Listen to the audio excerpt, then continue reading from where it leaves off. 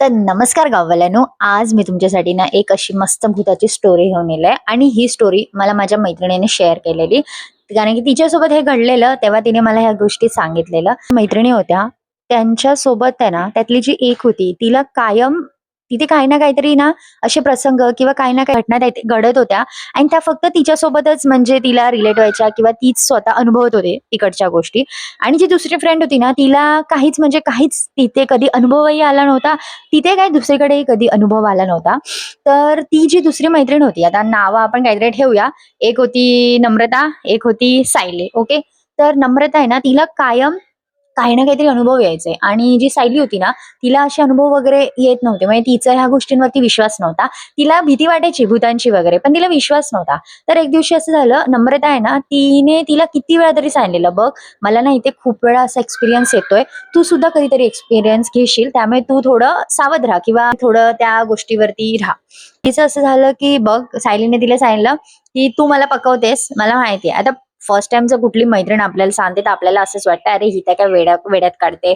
आणि हॉस्पिटल म्हणा, blood bank म्हणा, जिथे ब्लड रिलेटेड काही गोष्टी येतात, तिथे ह्या गोष्टी असतात. आता मला माहिती नाही, मी पर्सनली एक्सपिरियन्स नाही केलंय, बट अशा गोष्टी होतात. तर विषय असा होता, की सायली आहे ना सायली, ती जस्ट नॉर्मल आली ब्लड बँकमध्ये. तिचा दिवस चालू झाला.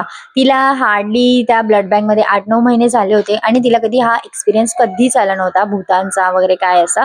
तर त्यामुळे ती बिनधास्त होती. ती कुठेही कुठल्याही रूममध्ये जायची आणि ब्लड बँक्समध्ये ना असे प्रत्येक डिपार्टमेंट वेगवेगळं असतं.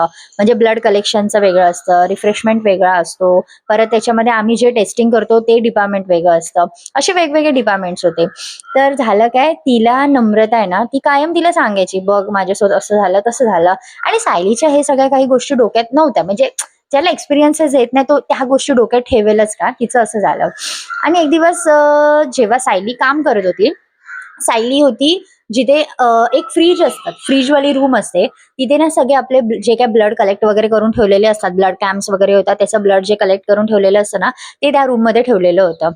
त्या रूम्समध्ये, फ्रीजमध्ये त्या ठेवलेलं होतं आणि त्या रूममध्ये ना प्रत्येकाला काही ना काहीतरी एक्सपिरियन्स आलेले होते. तिथे एकूण 4 स्टाफ होते आणि त्या 4 स्टाफपैकी 2-3 स्टाफला तरी तिथे आलेला एक्सपिरियन्स आणि ही जी सायली होती ना, तिला 8-9 महिने झालेले, तिला काही असा एक्सपिरियन्स आला नव्हता, तिचा विश्वासही नव्हता.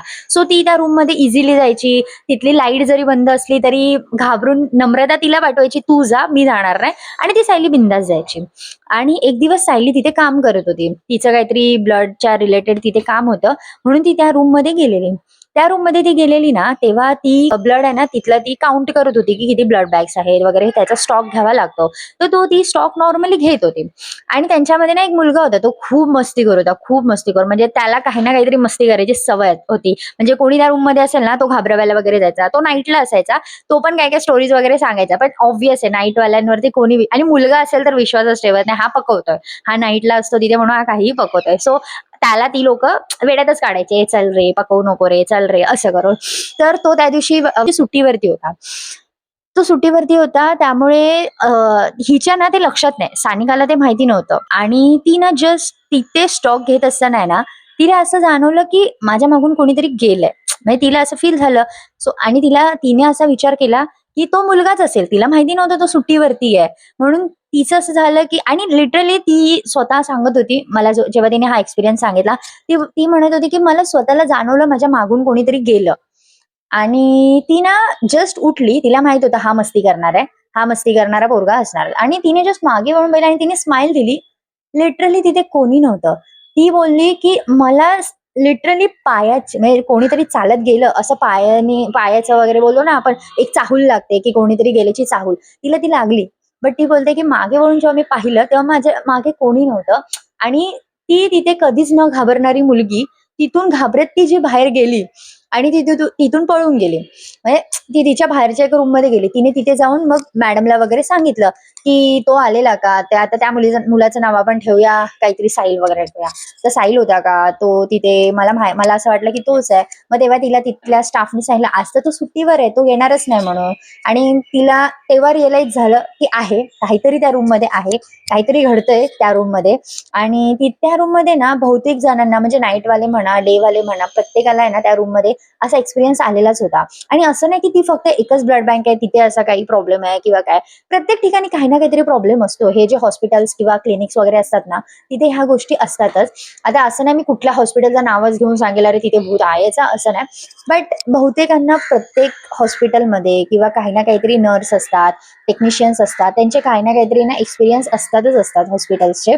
आणि ती जेव्हा त्या रूममधून बाहेर आली ना, त्यानंतर तिला आयुष्यभरासाठी तो एक्सपिरियन्स जो डोक्यात राहिला, म्हणजे तिचा जो विश्वास होता, की माझ्यासोबत ह्या सगळ्या गोष्टी घडणार नाहीत आणि तिच्यासोबत ह्या गोष्टी घडल्या. पण त्यानंतर तिला त्या गोष्टीचा काही त्रास झाला नाही. ती तिथे 1-2 महिना काम केलं तिने, पण तिला नंतर कधी त्रास नाही झाला. पण तिच्यासोबत हा एक एक्सपिरियन्स झाला, जो तिने आयुष्यभरासाठी लक्षात ठेवला. बाकी ही एवढी स्टोरी होती आपली. जर तुम्हाला स्टोरी आवडली असेल, माझा पहिलाच प्रयत्न आहे.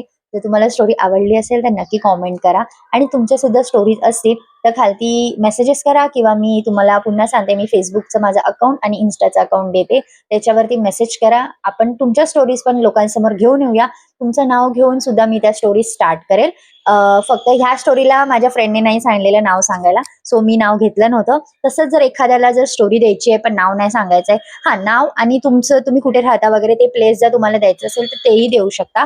फक्त काही हॉस्पिटल्स किंवा कुठल्या बिल्डिंगची असेल किंवा कुठल्या चाळीची स्टोरी असेल किंवा कुठले हॉटेल्स असेल, तर त्याचं मी नाव घेणार नाही. कारण की प्रॉब्लेम होऊ शकतो. आपण एखाद्या म्हणजे त्यांचंही नुकसान आहे त्याच्यामध्ये आणि आपलंही नुकसान आहे. सो तुम्हाला जर अशा काही स्टोरीज असतील, गावच्या स्टोरीज असतील, तर नक्की शेअर करा आणि नक्की कॉमेंट करा तुम्हाला गोष्ट कशी वाटली. बाय.